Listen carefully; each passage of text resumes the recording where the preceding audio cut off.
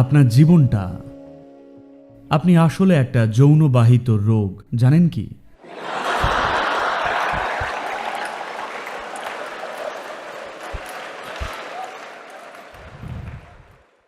এটা জীবনের মৌলিক বিষয়। আপনি জন্মেছেন সেটার দৌলতেই, সেটাই বলছি। আপনার যৌনতা নয়, তবে অন্য কারোর। তো আমরা জন্মেছি এর থেকেই, মরবও কি এতে ডুবেই? সেটাই হলো প্রশ্ন। এটা কোনো ঠিক ভুলের ব্যাপার নয়, এটা কোনো নৈতিকতার বিষয় নয়। বিষয়টা হলো এটার প্রকৃতিটা কতটা সীমিত। আপনি কি চিরকাল এর মধ্যেই আটকে থাকতে চান, নাকি ভাবতে চান এই সব বাজে জিনিস আমি সব ছুঁতে চাই না? না, আমি তো বলবো এটা কমপক্ষে 30-40% মানুষের ক্ষেত্রে এটা তাদের মধ্যে সাময়িক কিছু কাল ধরেই থাকে, তারপর চলে যায়। কিন্তু সোশ্যাল কালচারের হুজুকে তারা সবাই ভাবেন সবাইকেই বুঝি সেদিকেই যেতে হবে। আর আরও 30-40% মানুষের জন্য এটা হয়তো খুব অদম্য একটা চাহিদা। আর বাকি 30-40%-এর জন্য চাহিদাটা হয়তো মাঝারি, মানে ওই তাদের চাহিদা আছে কিন্তু ততটা প্রবলভাবে নয়। পরিসংখ্যানটা ঠিক এইরকমই। আমি এই বিষয়ে কথাটা আমার বোধ ক্ষমতার স্পষ্টতা থেকে বলছি। সবাই যে সব সময় এটা নিয়ে পড়ে থাকেন তা কিন্তু নয়, কিন্তু আজকে সমাজ তাদের ঠেলে দিচ্ছে, বিশ্বাস করতে বাধ্য করছে এই বলে যে আপনি যদি এরকম না হন আপনি তো স্বাভাবিকই নন। সুতরাং আপনি মূলত যা বলছেন তা হল অতীতের সমস্ত যোগীরা কেউই স্বাভাবিক ছিলেন না। গৌতম বুদ্ধ স্বাভাবিক ছিলেন না। পর্নোগ্রাফি সাইটে যারা আছেন তারা ছাড়া আর কেউই স্বাভাবিক নয়। কেউই স্বাভাবিক নয়। না, এটা হলো শরীর বোধকে বাড়িয়ে চাড়িয়ে অত্যধিক অতিরঞ্জিত করা। একটা ভৌত শরীর আছে, এটা সৃষ্টি হতে পেরেছে কারণ না কারোর যৌন কাম ছিল বলেই, তাই না? তো যৌনতা দেহের একটা সহজাত প্রবৃত্তি হিসেবে একটা জিনিস, এটা আপনার মন জুড়ে ছেয়ে থাকাটা হলো অন্য জিনিস। এটা হচ্ছে আপনার চারপাশে একটা নির্দিষ্ট রকমের কালচার থাকার কারণে। এরকমটা হচ্ছে তার কারণ কেউ আপনাকে বলেছে এটা পাপ, এসব নিয়ে চিন্তা করাটা পাপ। হ্যাঁ, একটা কথা ঠিক যে এটা ভদ্র সভ্য মর্যাদাপূর্ণভাবেও করা যায়। তার জন্যে আমরা অনেক প্রতিষ্ঠান তৈরি করেছি, আমরা একটা নির্দিষ্ট রকম প্রতিশ্রুতি গড়ে তুলেছি। কারণ মানুষের মধ্যে আমাদের জীবনে করণীয় প্রতিটা বিষয় কিছুটা নান্দনিক বোধ সহকারে করার একটা মৌলিক প্রয়োজন থাকে, অন্যথায় আমাদের নিজেদেরকে পশুর মতোই মনে হয়। দেখুন, আমরা খাই, আমরা এইভাবে খেতে পারি। যখন খুব খিদে পায় আপনি তখন একটা পশুর মতোই হয়ে যান। যদি 5 দিন না খেয়ে থাকেন আপনি ওইভাবেই 2 হাত দিয়ে খাবেন।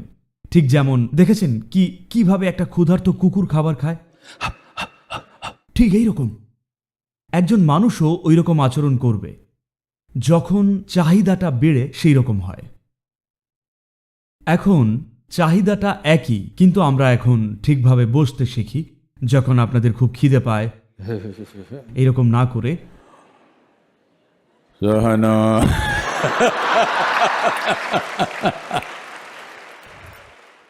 কিছু ব্রহ্মচারী তো আপনাকে তার ফুসফুসের কত দম তা দেখাচ্ছেন না।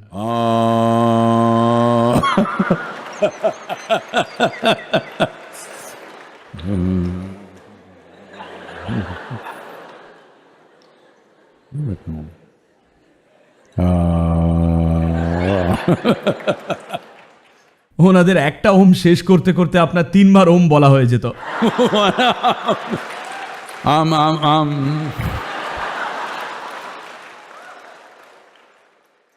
কারণ যখন আপনার কোনো কিছুর খুব দরকার হয় তখন মাত্র 2 মিনিট যদি অপেক্ষা করেন আপনি দেখবেন যেটা বাধ্যতামূলক তা সচেতন হয়ে ওঠে।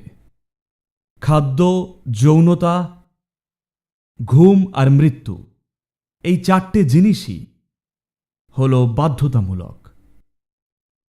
একজন মানুষ নিজেকে পশু প্রকৃতির থেকে যে আলাদা করে তোলেন তা করেন শুধুই জীবনের বাকি জিনিসগুলোর মতো এই 4টে জিনিসকেও সচেতনভাবে করার মাধ্যমেই। তবেই আপনি যদি গ্রহের অন্য যে কোনো প্রাণীর মতো করে এই কাজগুলো করেন, যখনই আপনি কাউকে এরকম করতে দেখেন, আপনি কিন্তু বলেন, ও লোকটা তো পশুর মতো, তাই না?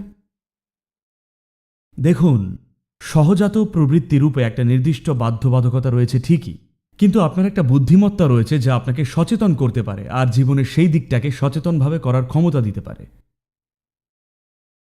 যদি সেটা না করেন, তখনই আপনি প্রতিদিন শোনেন, এই যে শুনছেন ধর্ষণ হচ্ছে আর বর্বরতা হচ্ছে, নানান ধরনের কত কি হচ্ছে। সেই ধর্ষকটিরও বাসনা কিন্তু একই, যা অন্য যে কোনো পুরুষের থাকে, কিন্তু তিনি সেটাকে নান্দনিকতার সাথে সঠিক উপায় মর্যাদাপূর্ণভাবে করতে পারেন না, যেহেতু তার প্রবৃত্তির অদম্য তাড়না তার বুদ্ধিমত্তাকে ছাপিয়ে যায়। তাই প্রথম বিষয় হল, এটাকে পাপ বলা, ভুল বলা, এটা অনৈতিক কিছু, এইসব বলা বন্ধ করুন। বিষয়টা সেটার নয়। গুরুত্বপূর্ণ বিষয়টা হলো এটার প্রকৃতিটা কতটা সীমিত সেটা বোঝা। এমন অনেক মানুষই আছেন যারা খাওয়া বন্ধ করতে পারেন না, তাই তো?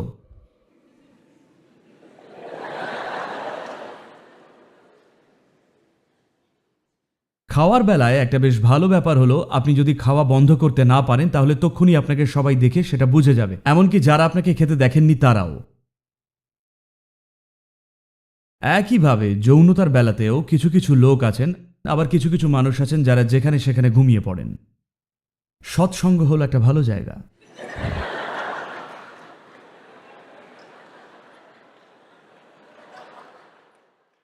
এটা হচ্ছে কোনো ব্যাপার না।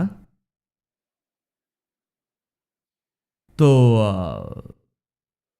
মৌলিক বিষয়টা হলো এটাই, এই যে মৌলিক প্রবৃত্তিগুলো আমাদের দেহে রয়েছে, এই খাদ্য, যৌনতা, ঘুম আর মৃত্যু, যখন আপনি এই 4টে জিনিস সচেতনভাবে করেন, শুধু তখনই আপনি প্রকৃতই একজন মানুষ। মৃত্যুও সচেতনভাবে, হ্যাঁ, একমাত্র তখনই আপনি প্রকৃতই একজন মানুষ।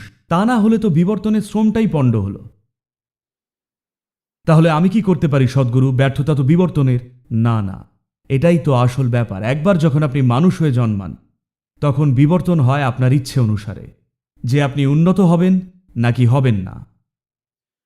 যখন আপনি বানর ছিলেন, তখন কিন্তু আপনি মানুষ হতে বেছে নেননি, কিন্তু একবার মানুষ হয়ে গেলে আমি কি ধরনের মানুষ হতে চাই সেটা পুরোপুরি আমারই পছন্দ। কোনো নির্দিষ্ট মুহূর্তে প্রবৃত্তির তাড়নায় আপনার মনে হতে পারে কোনো বিকল্প নেই, কিন্তু না, বিকল্প আছে। আপনি সেই বিকল্পটাকে কিভাবে বেছে নিতে হয় সেটা শেখেননি। তবুও সহজাত প্রবৃত্তি থাকেই, কিন্তু আপনি সেটা চালনা করতে পারেন নিজের ইচ্ছানুযায়ী, প্রবৃত্তি তাড়িত না হয়ে। পার্থক্যটা এটাই, আপনাদের সকলেরই জন্ম যৌন সহবাসে, কিন্তু বাকি সারাটা জীবন ধরে কি এতেই ডুবে বেঁচে থাকবেন? সেটা আপনাকে বাঁচতে হবে। সেই বিকল্পটা আছে।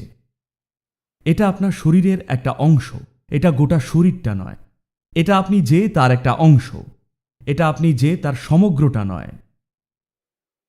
মূলত এটা হলো একটা আকাঙ্ক্ষা। আমরা যা চাই তা তো সম্পূর্ণ পাল্টে ফেলা যায়, তাই না? যখন আপনি ছোট ছিলেন তখন একটা লজেন্সের জন্য আকুল ছিলেন, বড় হওয়ার সাথে সাথে আপনি অন্য কিছু চাইলেন। এই মুহূর্তে আপনি একজন প্রাপ্তবয়স্ক যুবক, তাই আপনার আকাঙ্ক্ষাটা অন্য কিছুর। আকাঙ্ক্ষাগুলো বদলাতেই থাকে, তাই না? এই যে আকাঙ্ক্ষা, সেটা কি বদলাবে সময়ের বদলে জাঁতাকলের চাপে পড়ে, নাকি এটা বদলাবে আমাদের ইচ্ছে, সচেতন পছন্দ অনুযায়ী?